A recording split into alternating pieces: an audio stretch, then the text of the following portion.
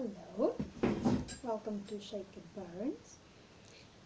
And as we have Robert Burns' Day coming very soon, today we're going to have a look at one of his poems, which is, as you may see, is John Barleycorn. So guys, what do you know about Robert Burns? He was very interesting. He was writing in Scots. He was the first, I think, he was the first one, or one of the first famous poets who started writing using funny Scottish words. Yeah, well, we'll say nothing about him as a person because it's irrelevant. But he has very interesting poetry indeed, and lots of it made into songs, and lots of people know it and love it. And of course, if you come to Scotland on Burns Day, you'll have lots of fun. Yay! Yeah, so you may know his poems such as about mice and lice, and now about barley. Barley is of course very important in any culture, in many cultures, not in any, in many cultures. There's a lot you can do with barley.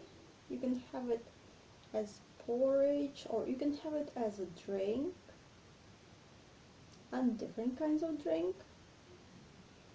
So barley, or haggis, as you know, here's about haggis. So, but if you look at barley, like, what can you write about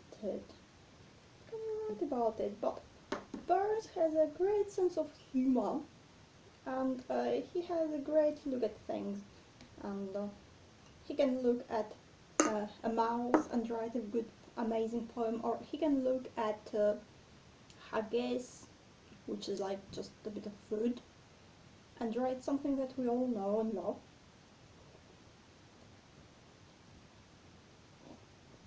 Or he can look at barley and make all of them characters, people. So haggis stops being just food, it becomes a being, and barley stops being just a bit of grass, and it becomes a person, even like a deity. So let's read it. John Barleycorn, and from the beginning we see that he gets a name, John Barleycorn. There was 3 kings into the east, 3 kings both great and high, and they had sworn a solemn oath, John Barleycorn should die. They took a plough and ploughed him down, put clothes upon his head, and they had sworn a solemn oath, John Barleycorn was dead. But the cheerful spring came calmly on, and showers began to fall. John Barleycorn got up again, and saw surprise them all. The sultry sons of summer came, and he grew thick and strong, his head well armed with pointed spears, that no one should him wrong.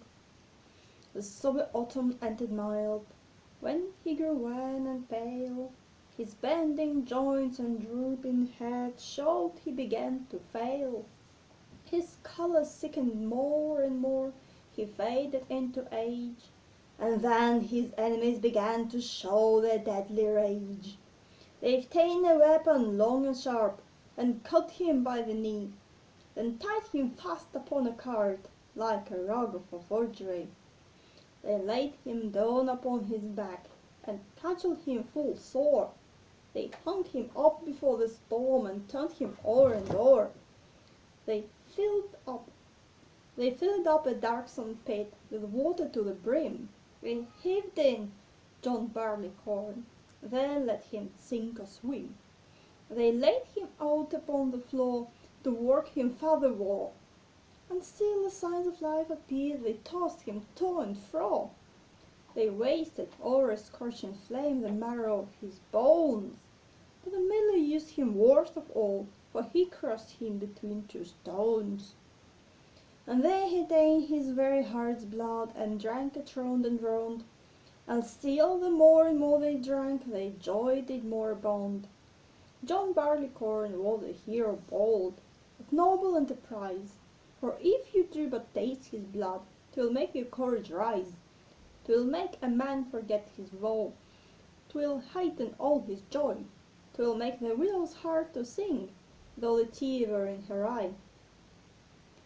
Then let us toast John Barleycorn, each man a glass in hand, and may his great posterity never fail in old Scotland.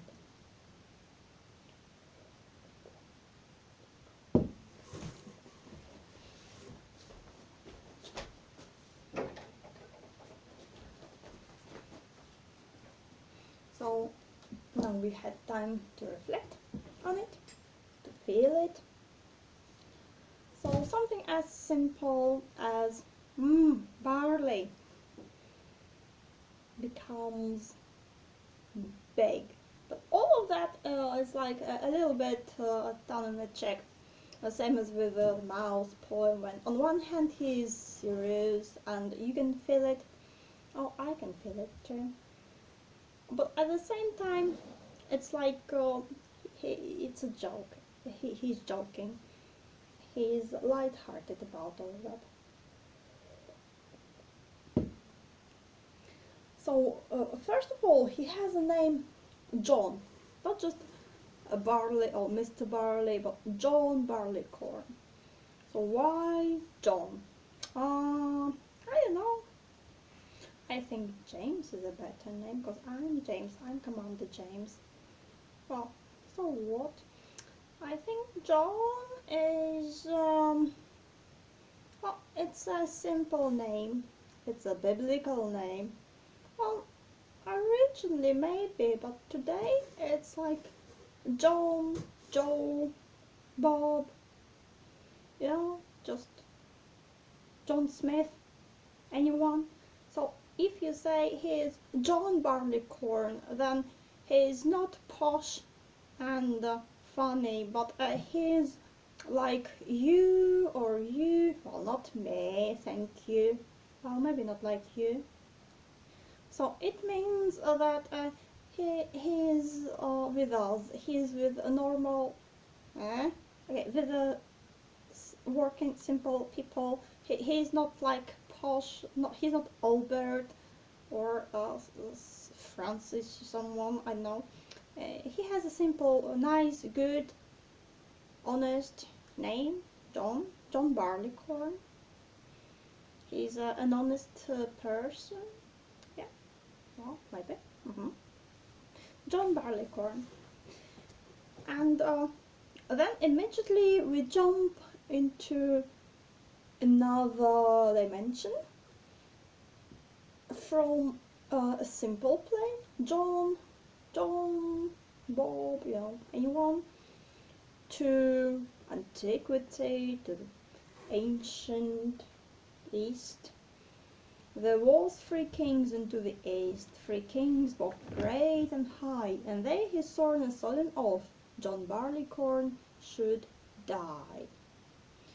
So why 3 kings into the East? I'm not sure. I don't know that much about barley. But what you think immediately is, of course, Christmas, when you had 3 kings coming to newborn Jesus, and maybe something like that. But you talk about king, something high, you talk about East, so again immediately you think about like the Bible, biblical surroundings. You have it from the beginning, so we set the idea, because what is described next is very close to what is said about Jesus. It's different, but there is a nod to it. Yeah. So we have here a hero, John Barleycorn, who is mm, killed. Oh no, he's killed. And then, he comes back, in first stanza, first, third stanza. He's back, just like Jesus. But that's only the beginning of his trouble, cause then he's happy, but as he grows old, his problems began, cause all these evil people come to hurt him this way and that way. So of course the idea isn't new. We had it back. Already had it in ancient Egypt, for instance, with Osiris, who was killed and then he came back, and that was something they did in Egypt to celebrate it, growing grass in little coffin-like pots. So that meant that Osiris was coming back to life. And of course, the most famous, what we would think about today, is surely Jesus. But Jesus is different from all of them, obviously, because unlike everyone else, he did it on purpose. He said, I accept it, and I will do it, I will go for it, to help everyone, to save everyone.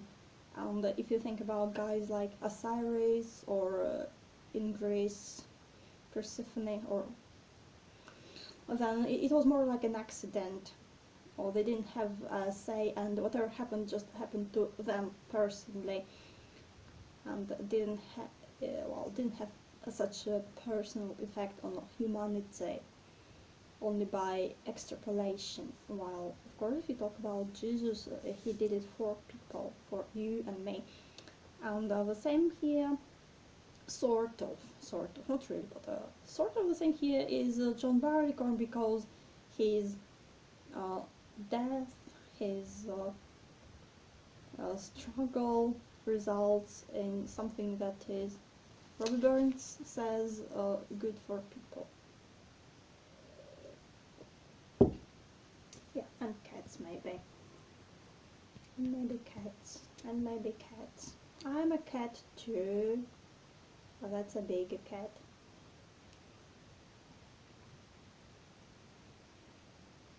Right. Three kings into these, three kings both great and high, and we say we come into mythological space, the space of myth, because we have kings, and not one king but three kings, and we don't even have their names, but we know they're great and high. So if three kings from the east, and east like it's like Solomon, and they're rich and important, so why would they want someone as simple as John Barleycorn to die? So John Barleycorn must be a very important person. So the first stanza shows us, first of all, we have this big background, all these those connections with gods, and we show that John Barleycorn is someone very important. So on one hand he is simple, on the other hand it makes him even more important, because he's just anyone, but there must be something very special, because if you say, oh, they want to kill a king, we can understand it. Okay, the king is powerful, they don't want him to be powerful. Okay, easy. But if they say, they want to kill Johnny, who's Johnny? So he must be really important. They took a plough and ploughed him down, put clods upon his head, and then he saw in the southern north John Barleycorn was dead. And again, if you just look at the process with barley, then maybe it's just normal, nothing big, but the minute you start connecting with it, and you start seeing it from the I perspective. Like, suppose you were Barley, suppose Barley was a person, then now it starts looking really dramatic.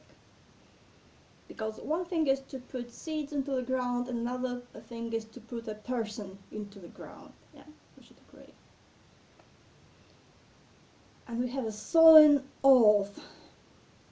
First they swear to kill him, then they say, now he's dead. And then they just disappear. That was just their own task, their only task.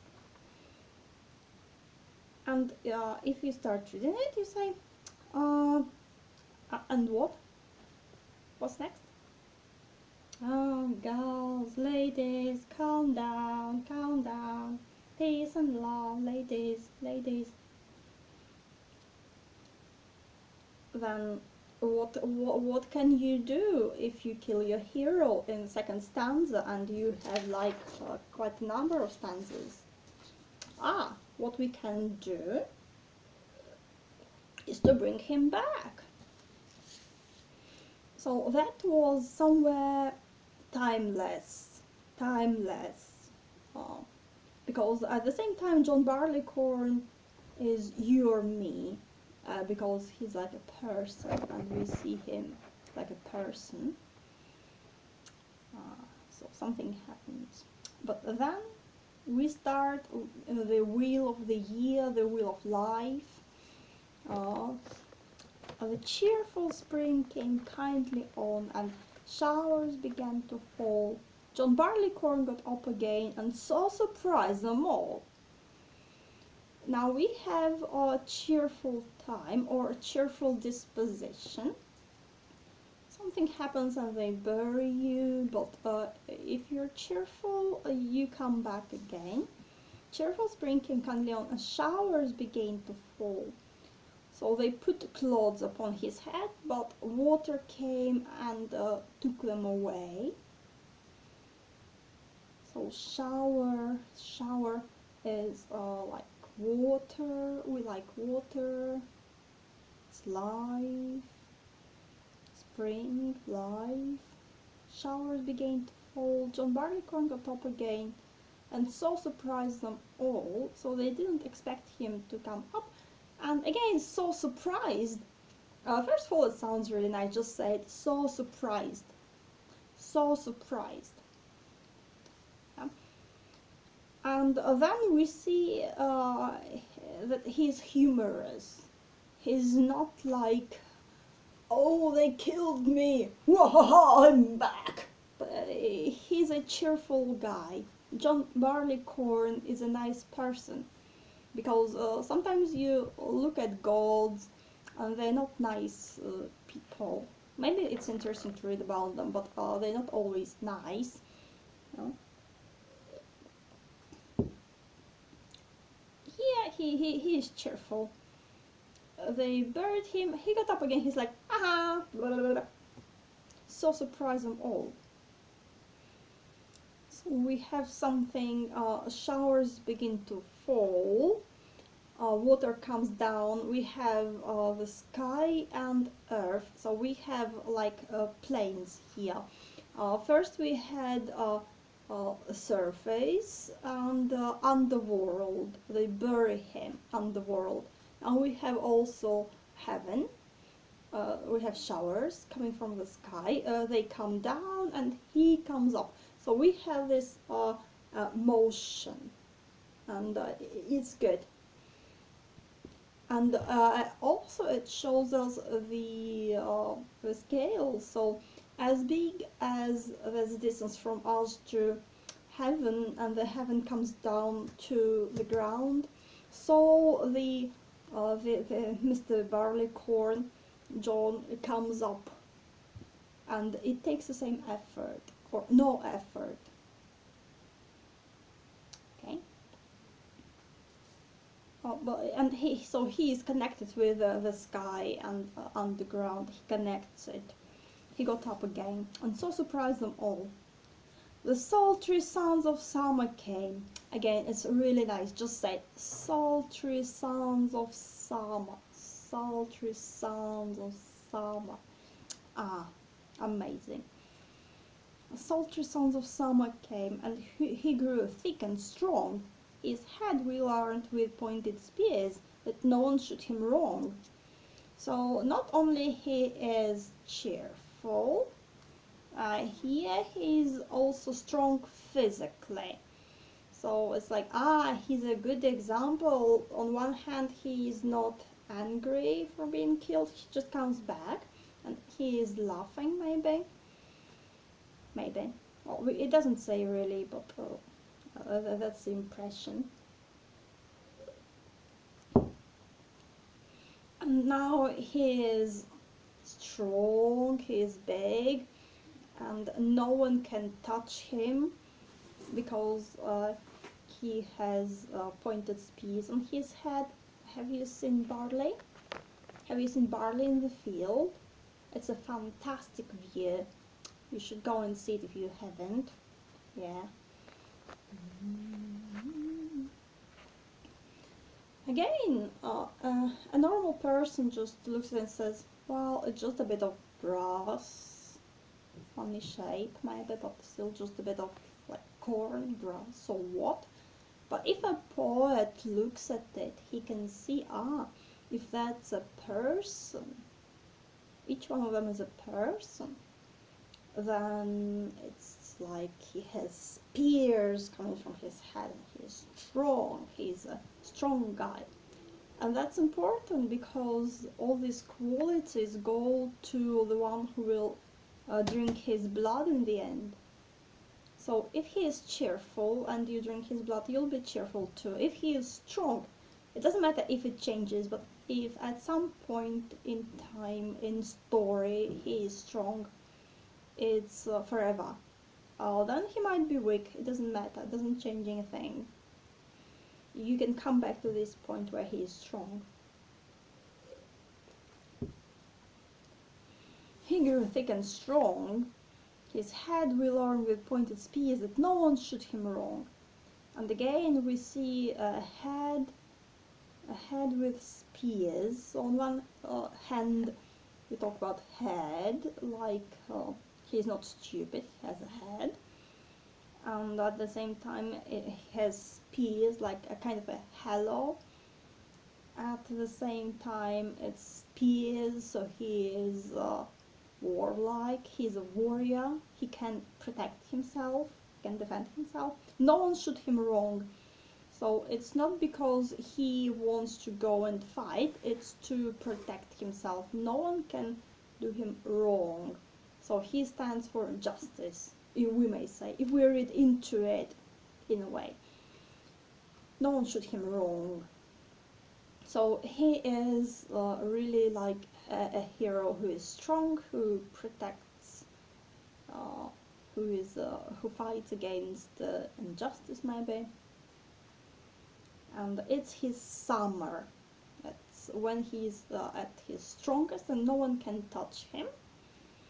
The sober autumn entered mild, when he grew wan and pale. His bending joints and drooping head showed he began to fail. So again, if you look at it as at life of a plant, it's just what happens.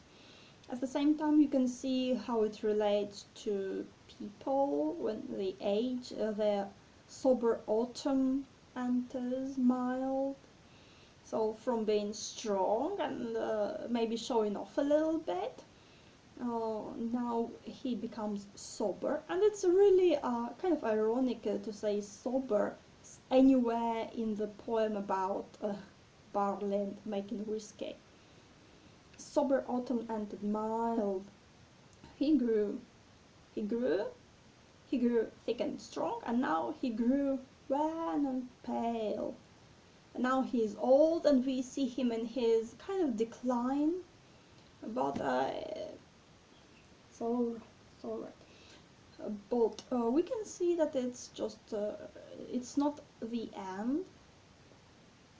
Same as the beginning is not really the beginning. There was something before the beginning, something before spring, before you get born. So autumn is only, it's not even the middle of the poem. It's just his life as what we see as life, getting born, being born, growing strong, then growing old. We think it's our whole life, but here it's just a little bit of the story. Just think about it. You think your life is big, it is, but at the same time, in the context of infinity, what is it? It's just a few lines in an epic poem about you. Sober autumn entered mild when he grew wan and pale. His bending joints and drooping head showed he began to fail. So again, we look at his head, because obviously if you look at barley, you see its head. And from being a warrior armed with spears, he becomes an old man who cannot protect himself, who loses his power. So how do we feel about it? Tell me, how do you feel about it? And first, you're really cool and famous and strong, but time passes and you're old and weak and your joints are bending. Do we like it? Yes, no? No, because we don't like it. We like being strong and healthy. We don't like being old and drooping. He began to fail. So we always have a strong time and a weak time. It comes in waves. It always comes in waves. It's rhythm. Life is rhythmical, one way or another. If something is static, it's dead. So it's not good, it's not bad, it's just the wave. His color sickened more and more. He faded into age, and then his enemies began to show their deadly rage. So we have all these happy words like drooping, failed, sickened, faded. We see him as a strong character in the beginning, when he can come back from the dead and it's not a problem. Like, oh, I can just stay up for a week and not sleep at all. Haha. And then he grows old and he can't do it anymore, and he seems to lose all his protection. And then his enemies, and what his enemies, like farmers, his enemies began to show their deadly rage. Because again, if you just look at it as a normal person, you just say, well, it's just farming, just nothing much. But if you start connecting, if you start looking at it from the eye perspective, you start feeling it, then inevitably you start seeing kind of sides, and you can see how farmers can be enemies with who show their deadly rage. Right. Because for barley it is deadly. Then his enemies began to show their deadly rage. They waited for him to grow weak so he couldn't protect himself. Yeah, the cats can feel it too. And what? So again, no, says a reasonable person. They just wanted for barley to ripe, to get good for harvesting. Don't be ridiculous. It's not because barley could protect itself before. But from the story perspective, that is what happens. The farmer cannot touch barley because in summer, because that's a strong point. But then when it weakens, then there are weak points, and the enemies can enter, and now they're not afraid of anything because they see that he cannot do anything to protect himself. Oh.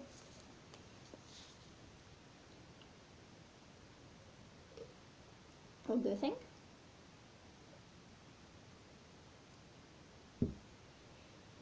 Good point. Good point.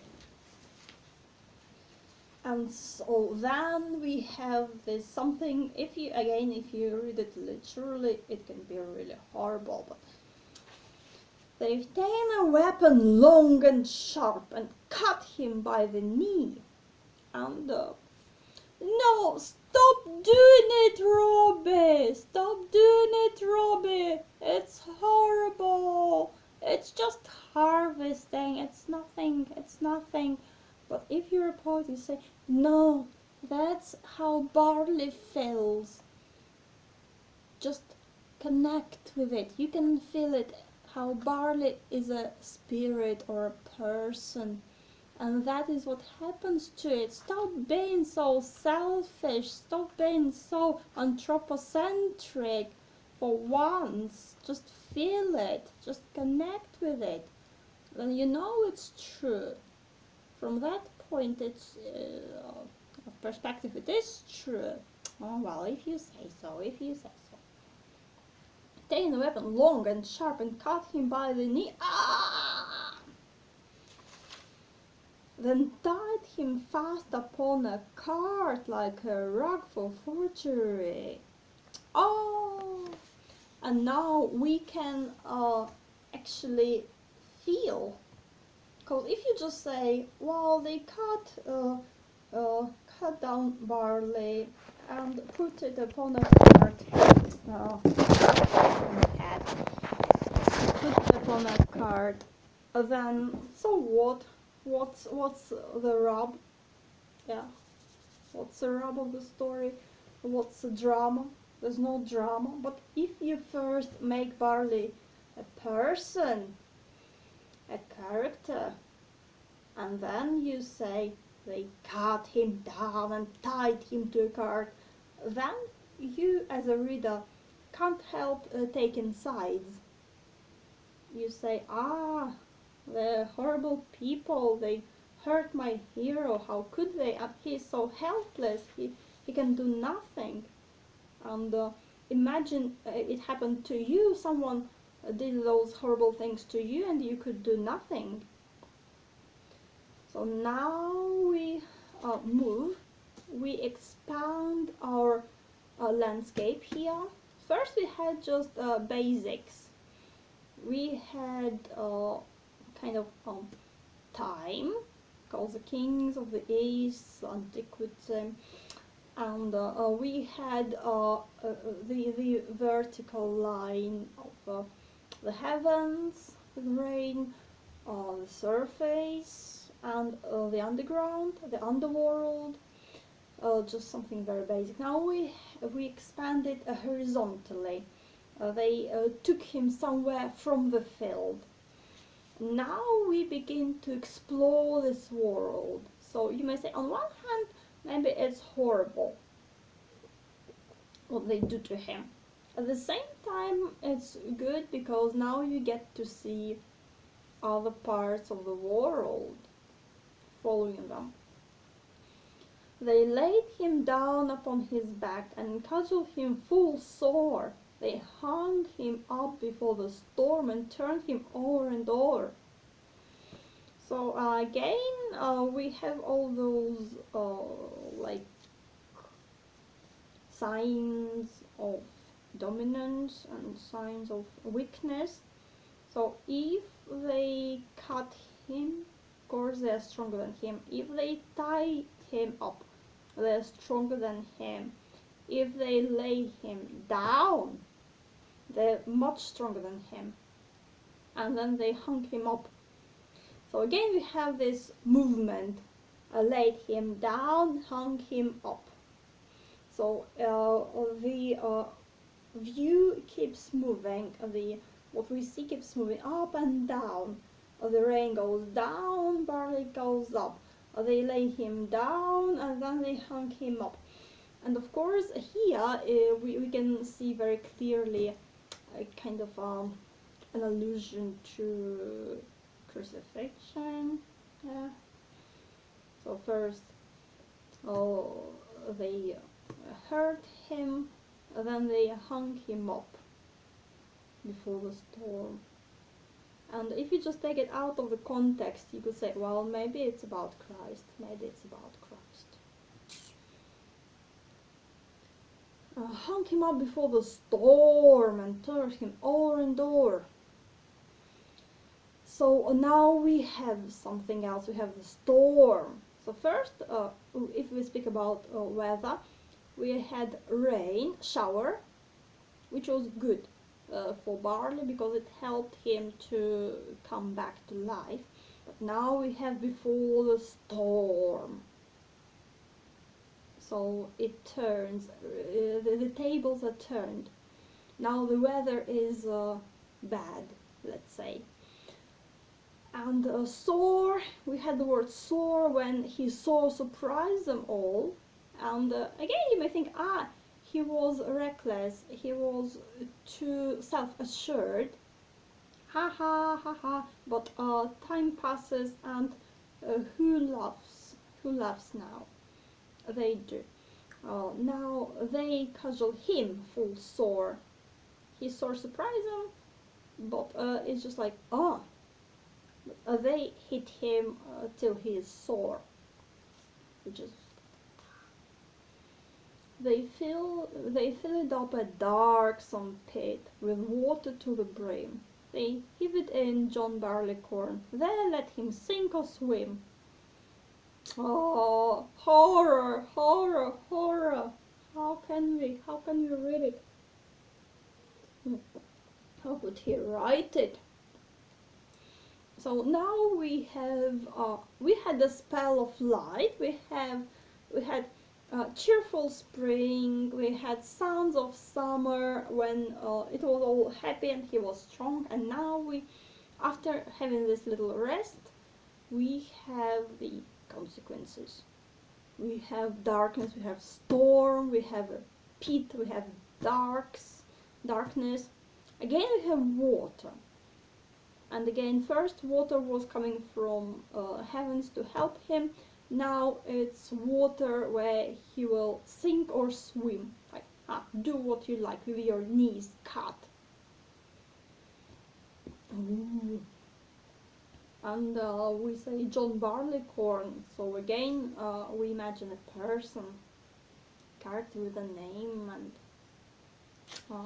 what do they do to you? What do they do to you?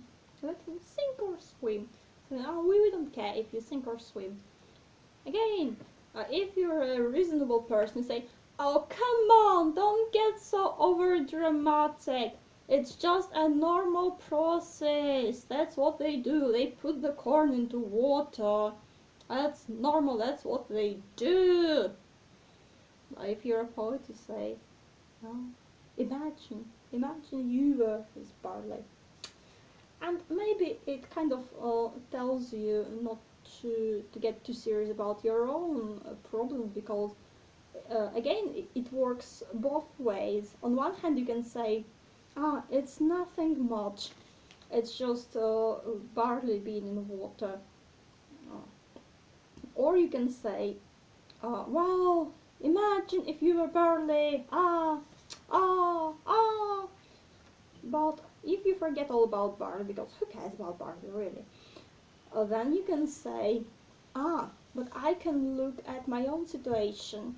I can use this poem, silly as it is. The sillier all the better.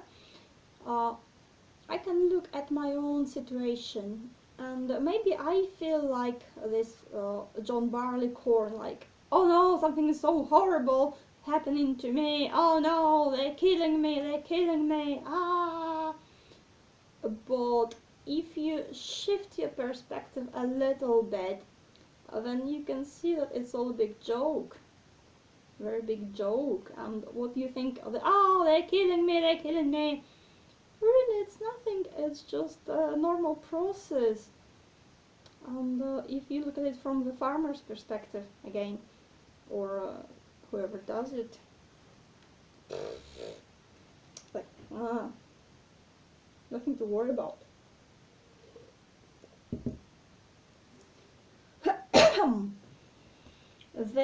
They, again, we don't have any names, we don't have any indications of three kings in the beginning, but then it's just they. Because they is the most horrible enemy. Us and them. We and they. They can be anyone who isn't us. So they is like universal in many ways. The mysterious they. Evil, dark forces, or maybe not. They. And if you read it, if you read the poem, then again it's you taking sides. It helps you take sides. Because if you read about them, you feel, they're different. It's not about me, it's about them. But you know that you're not different. They laid him down out upon the floor to work him furthermore, and still as signs of life appeared. They tossed him to and fro. Amazing, isn't it amazing, people? Isn't it amazing? So again, laid him down upon his back. Now let him out upon the floor. Again, it's a position of like submission, a position of no power. If someone is on the floor, then he has no power. And laid him, heaved him, cudgeled him, laid him, turned him, tossed him. They are active, they do something to him, and he does nothing at all in return. And he's still alive because, like, as signs of life appear, they toss him to and fro. Horrible. Still as signs of life appear, they toss him to and fro. So we had a pit, now we have the floor, which again is like underground surface, but now in like a human context. It's not out in the field, it's somewhere inside a human space. And if you read it, like, oh, they're evil, how could they do it, how could they do it to anyone at all, even to poor little Barley.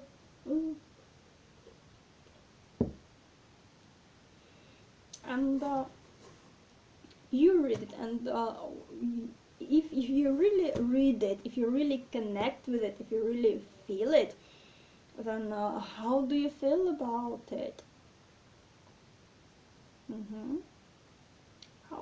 What did you say? Yeah, so you wait, like, well, he is the hero, he can't just die, they can't just abuse him. He has to do something, he has to answer somehow, he has to change the situation somehow.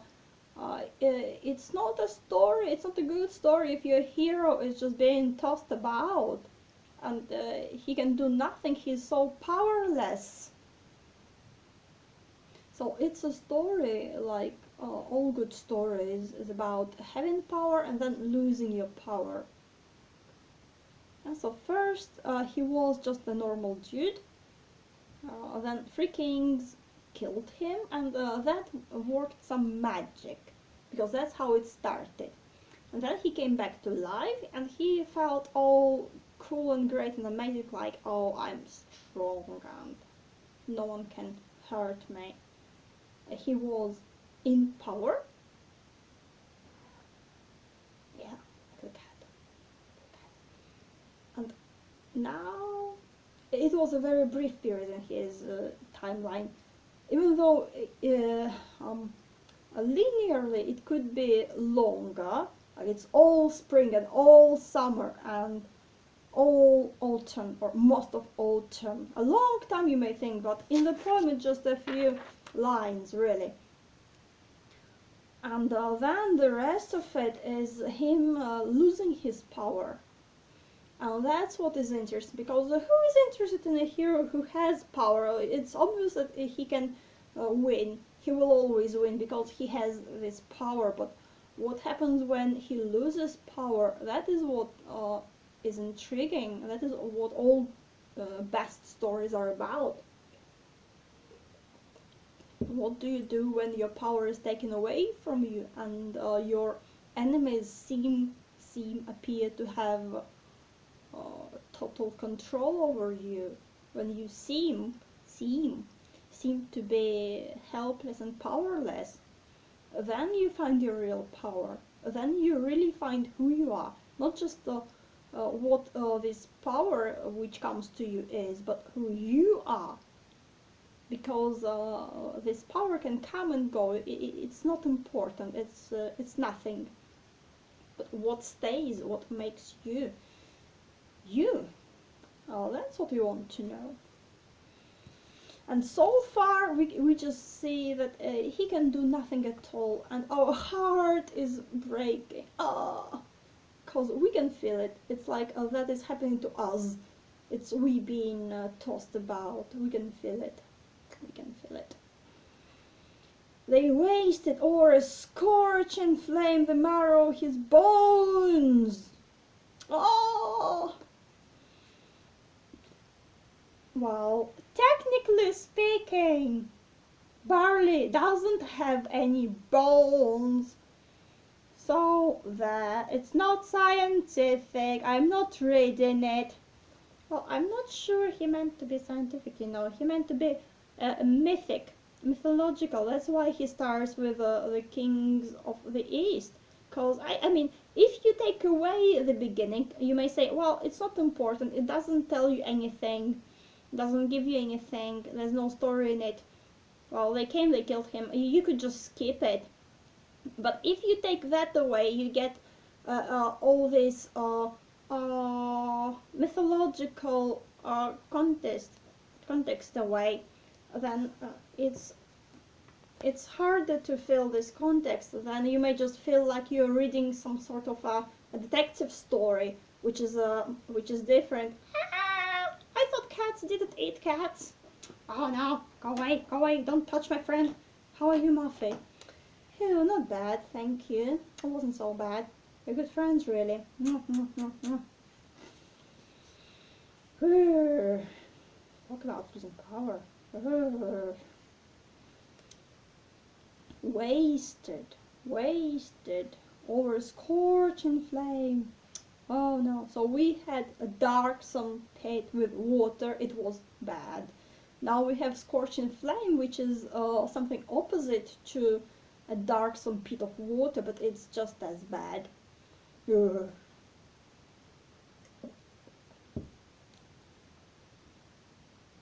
But a miller used him worst of all.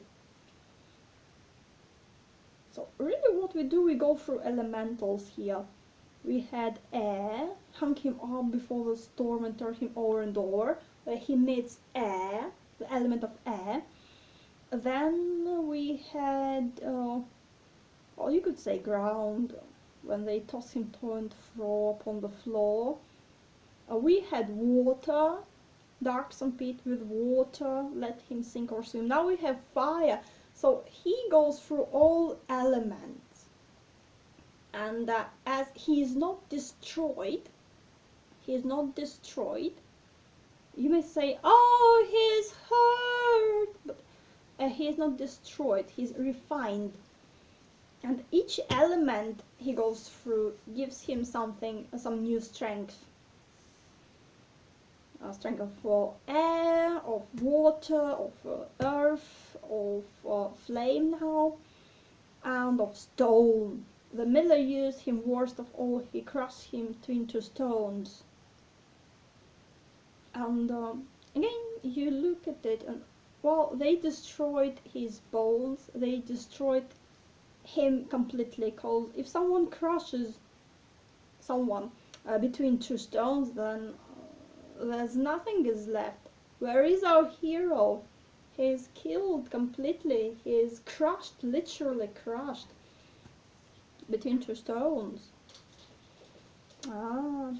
So we have Mila as opposed, well, we have they now, Mila, because he's the most important person here.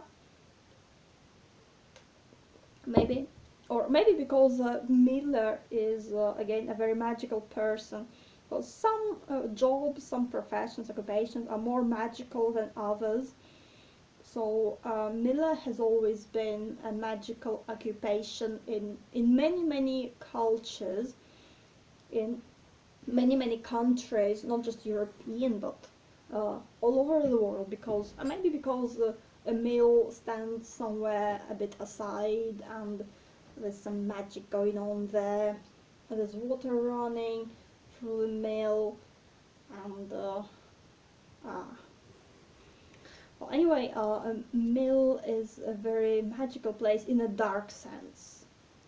In most cultures where you have mills, a mill is a place of dark powers, dark spirits, and it's very dangerous for someone who is not the miller, sometimes even for the miller himself, to go to that place, especially at night. So the miller used him worst of all. He crushed him into stones.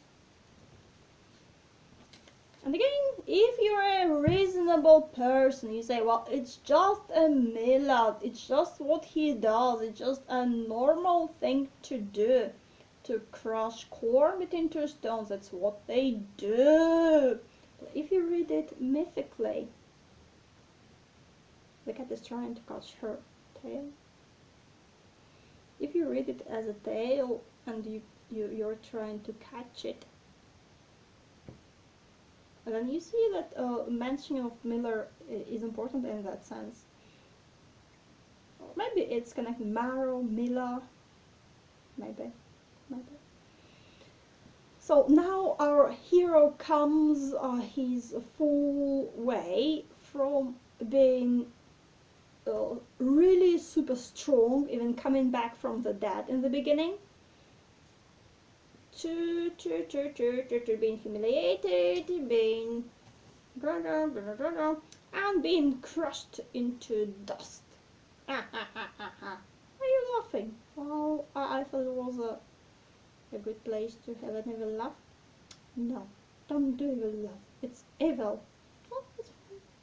Good person.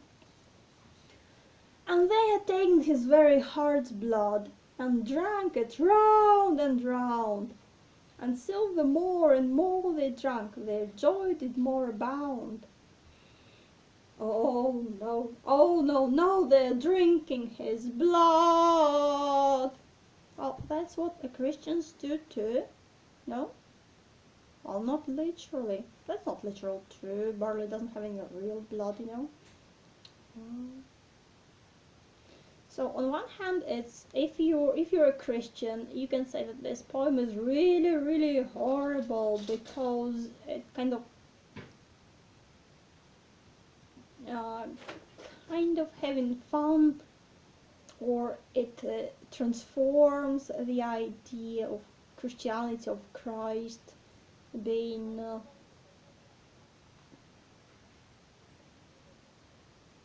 some heavy people there. You can say that it kind of has a nod to Christianity and it plays with the idea of Christianity, and it kind of connects Jesus with something as silly as barley, and it says that drinking whiskey is the same as having a Holy Communion, which obviously from a religious point of view is horrible. It is horrible, you can't say that. Of course it's horrible. Oh, calm down. But you can see the connection. You can see the connection, and you may say, well, maybe you shouldn't take it that seriously. Maybe. And maybe.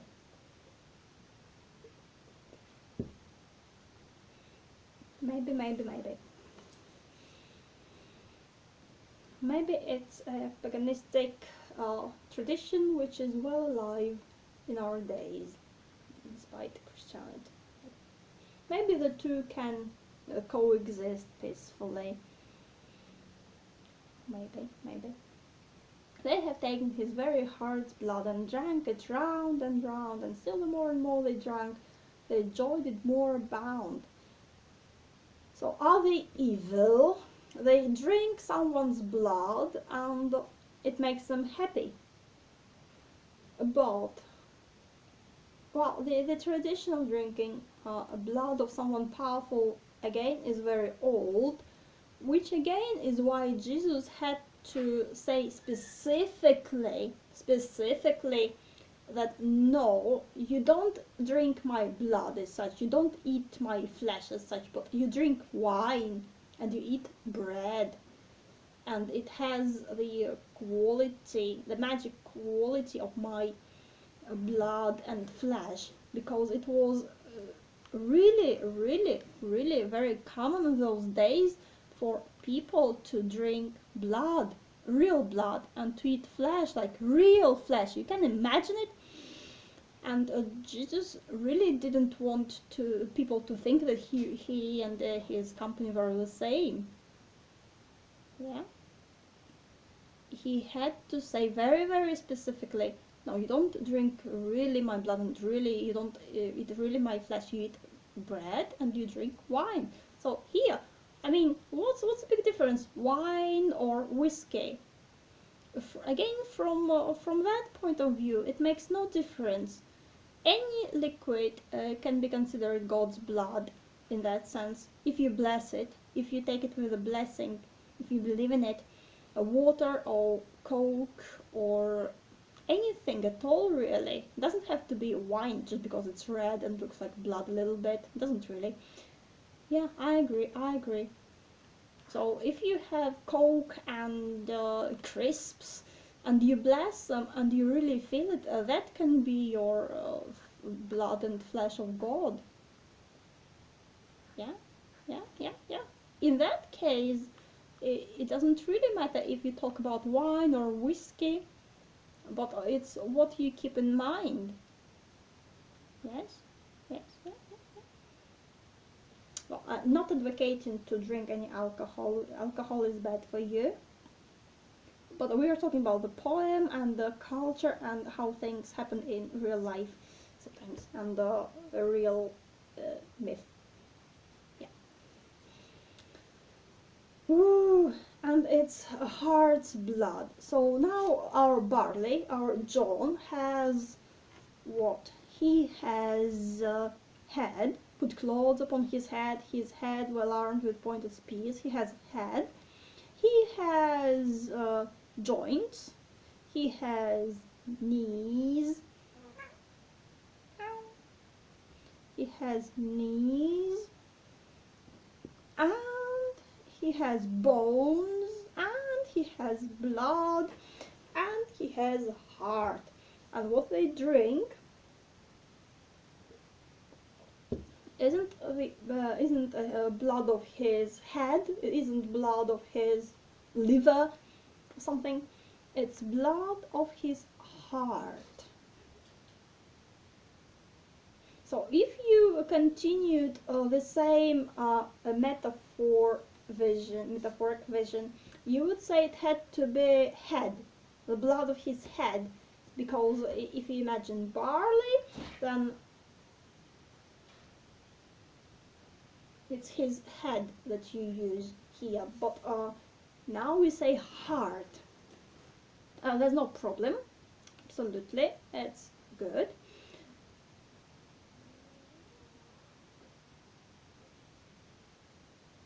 Oops.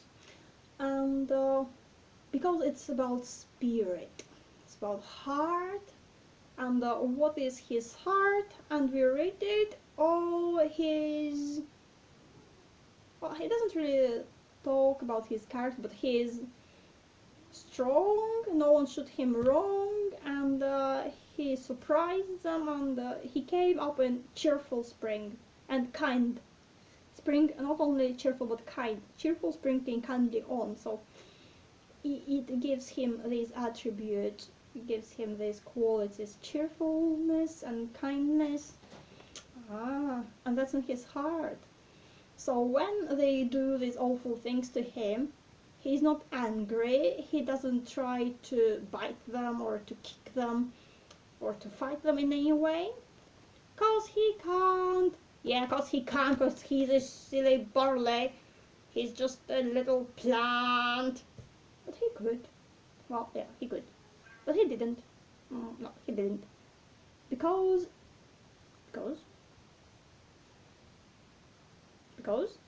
Yeah, because he knew that in the end they will make whiskey out of his blood and it will make people happy. So he kept happy throughout all these tortures, or that you may think it was tortures, but he knew it was not that bad. And so his joy remained in his blood, and now he can share it. Amazing. John Barleycorn. So that's the end of him, you may say, or the beginning. John Barleycorn was a hero bold, of noble enterprise. For if you do but taste his blood, 'twill make your courage rise.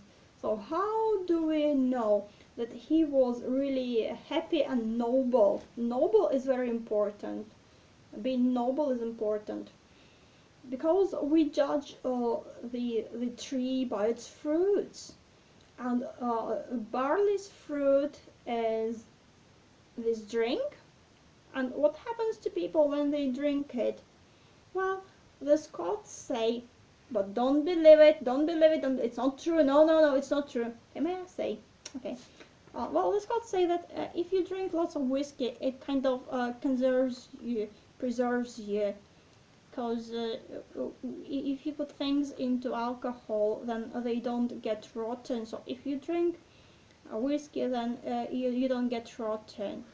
But I don't think it's true. I think it's just a silly thing to say. Yes, alcohol is bad for you. Alcohol is very, very bad for you. Do not drink it. Well, you can drink a little bit if you really, really want to, but better not drink it at all. Yeah. Yes. Yeah. If you drink something, make sure it's not alcoholic. Non-alcoholic. You can have non-alcoholic beer, for instance. Even, well, I don't know. Is there much point in a non-alcoholic wine? Well, maybe it's best just to drink some juice.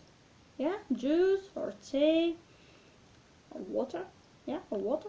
Yeah, that's what you should drink. Okay, let's read some more. He was a hero bold. Why? Because why he was doing all that? Not because he was helpless as you thought. That's because he was noble and bold. He could do something, but he didn't. Because he wanted people to drink his blood in the end.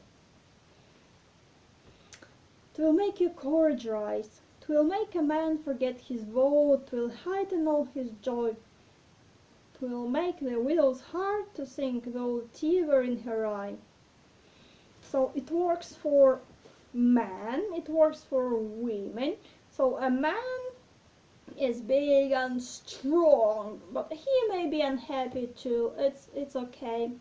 We all can be unhappy at times. So if you're big and strong and you need some help, he says, that if you taste, not drink, just taste a little bit, it will make a man forget his woe. Again, forget, it doesn't mean solve, mind you. You just forget about it, doesn't mean it goes away. It will come back, but you'll forget it for a while, but it doesn't really solve anything. It will heighten all his joy. It will make the widow's heart to sing, though tear were in her eye. So, and it works for women too. Women, Don't drink alcohol. Alcohol is evil, especially for women, okay? Okay, okay. To make the widow's heart to sing. So the widow, again, is someone we often meet in the Bible, like someone, well, not just in the Bible, but generally, like someone, a woman, and she can't protect herself, and no one comes to help her because she has no one to help her. She's all alone. Oh, no, don't worry.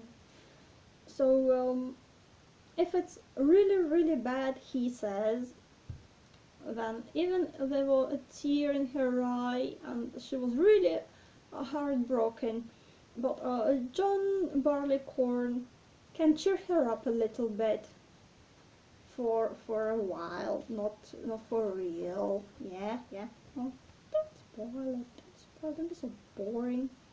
Well, we have to say it. We have to say it. A tear in her eye. Then let us toast John Barleycorn. Each man a glass in hand, and may his great posterity ne'er fail in old Scotland. Well, so far it hasn't. So far it hasn't. So far it hasn't. So that's something amazing that Robbie Burns does here.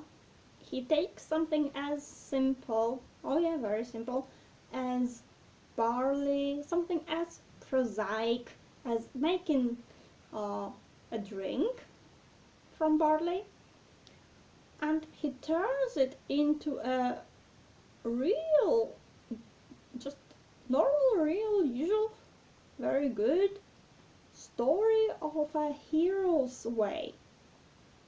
So everything that happens to barley here happens to all great heroes. So on one hand, it makes barley as great and amazing as all those heroes. Even if you don't think about Jesus or some gods and deities, you may think about all heroes who had to come through suffering and all misery and all that, who's lost their power for some while or forever and had to suffer and came out stronger and happier than ever before. You may think about all that and you say, oh, barley is a hero like any other. Or, as it always, any connection always works both ways. So at the same time, you can say that all those heroes, Odysseus and Heracles and Osiris, they're just silly little thingies. Because you compare them to making whiskey, and making whiskey is kind of a little bit silly. Ah, yeah, that's a good point. Yeah, it's a very good point. Phew. Anything else you would like to say here? You, Pussy? Would you like to say something? No? You? You, Muffy? No. You, Commander James? Well, it's a good toast. Yeah? Yeah. A bit long for it. Maybe. Okay? So you can read it and you can connect with it and you can feel how it's flowing, floating and sparkling. How you can read it as something deeply tragical and dramatic. Or you can read it as something really light and funny. It's the same text, the same story, but you can read it in two completely opposite ways, and that's the same way you can read your own troubles, or whatever troubles you. You can read them in a very dramatic way, or you can read it in a light and tongue-in-cheek way. And Robert Burns can help you here. And it's good if you just read it aloud, because it sounds lovely. Well, nice to see you. Nice to see you all. See you later. Bye bye. If you have any comments, you can write it in the comments. We would much appreciate it. Some of your ideas, cause it's just 3 of us. Well, 4 if you count the cat. But the more the merrier. It's just what we can see in it, but what you can see in it might be completely different, and that's the beauty. So join us and tell us what you think about this poem and Robbie Burns, and have a good Burns Day on Monday. Woo! Your head. Oh, my head again. So, bye bye.